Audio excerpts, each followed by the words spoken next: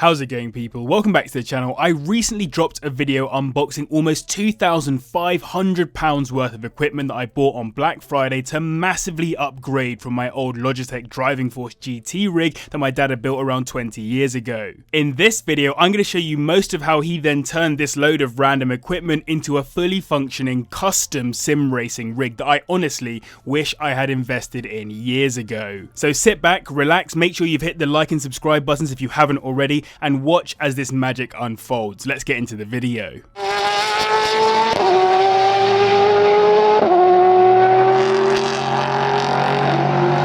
Let's quickly recap the equipment I bought. A Fanatec CSW V2.5 wheelbase and Formula V2 rim, CSV3 pedals, and the shifter and handbrake, as well as the BenQ EX320 3R monitor, which is a 32-inch curved boy, and a Sabelt Racer Giro bucket seat with side mounts. I had a set of requirements for my new setup, which meant that we had to go down the custom route. I had to fit into this small space between my desk and wardrobe, it had to be strong enough to handle the torque from the wheelbase, it had to fit me perfectly, and it couldn't be a total eyesore, as my girlfriend is already probably considering ending my existence over the amount of money spent on this, and I couldn't bring an ugly sim rig to our future place and expect her to not delete me from the world. So I spent some time designing, and after showing them to my dad, he entirely ignored all of my designs, told me he had a way better idea, and the day after he returned with this. Now, he built a base for the seat that the side mounts could be screwed into, as well as a front piece from a bit of measuring we did on my height where the pedals would eventually be screwed into.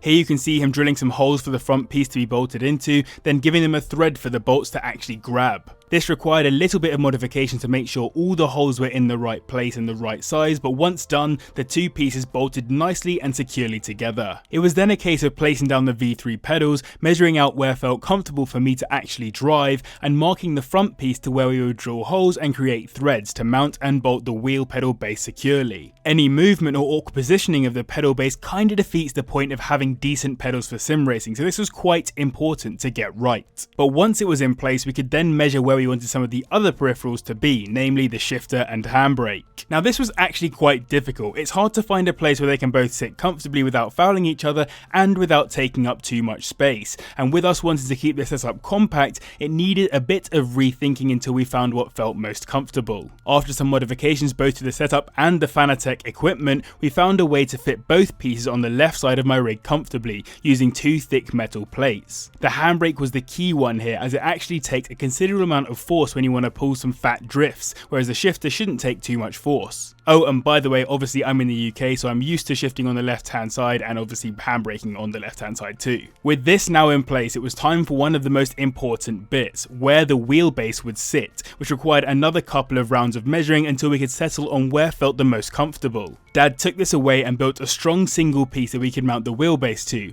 which we could then use to get the measurements exactly right in terms of height and distance from me. This took a little while, but it was important to get right, as for strength purposes the whole section would be welded to the bottom piece, with a plate that the wheelbase sits onto also being welded to the setup. On a side note, it was super cool to see how chilled he was with a welder. I know this dude is literally building his second rally car at this point, having spent 30 odd years as a car mechanic and all-round handyman, so it should be expected, but still a marvel to behold nonetheless.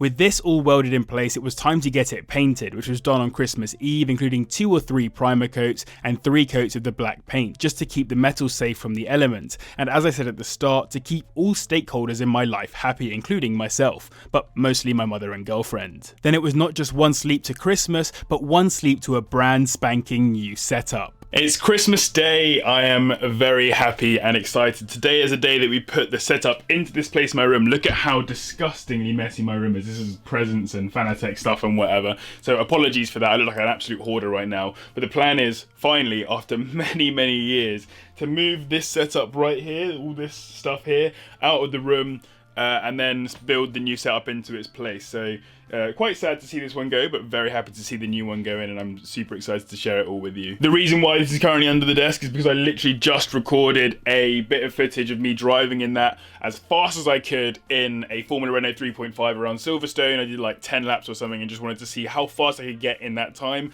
I'll re-record that in the future, maybe in 2 or 3 weeks time once I've gotten used to this setup, to work out whether or not I'm faster in the new setup, whether all this money spent was worth it. Anyway, Merry Christmas. Let me get on with clearing all this nonsense up. Just thought I'd quickly show you the whole setup in its stunning form. There it is outside. Like, this has really genuinely done me so proud over the last how many years. So yes, definitely a shame to be moving on from it. My dad will probably use it from now on, so I won't be going anywhere. And look, you can get a better shot of how the bottom of it is completely broken. If I pull these out, then you can see completely smashed in there. So yes, a shame, but the new setup is going to be sick.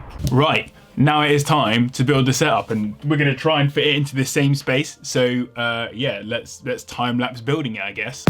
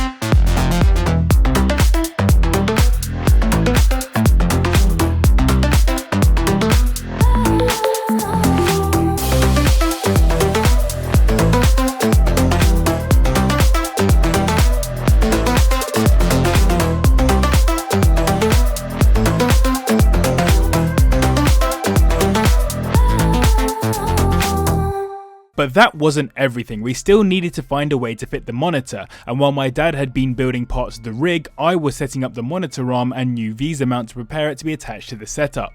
Unfortunately, it wouldn't quite attach to the rig, but this was probably for the best, as we instead attached it to the desk, meaning it isn't affected at all by any possible rig movement from aggressive steering or whatever. Once it was all in place though, the job was basically complete. It is Boxing Day and the setup is in place. I was up until like 4 in the morning last night because I was playing games with my mates, and then I wanted to set this up afterwards, and it is now set up. It took me ages to get these to work, and also apologies for the weirdness. I'm using my GoPro to record this because my camera is currently out of storage space, but I need all of the stuff on there in order to make this video, so we're using the GoPro, so apologies if the audio sounds weird. But yes, everything is in place. You can see pedals over here. I mean, it sits so nicely in my room now. This is exactly pretty much how the previous setup sat in my room. It's just a little bit bigger overall because of the big screen and stuff. This screen really nicely can swivel around to my desk as well, so now I have an extra screen for editing, which is perfect. I've moved my PC under the desk. Beforehand it was over there, and this is all messy, and apologies for the wiring. But yes, this is absolutely insane. I cannot believe this. This is such a cool little setup to have sitting in my, I say little, quite a big setup to have sitting in my room.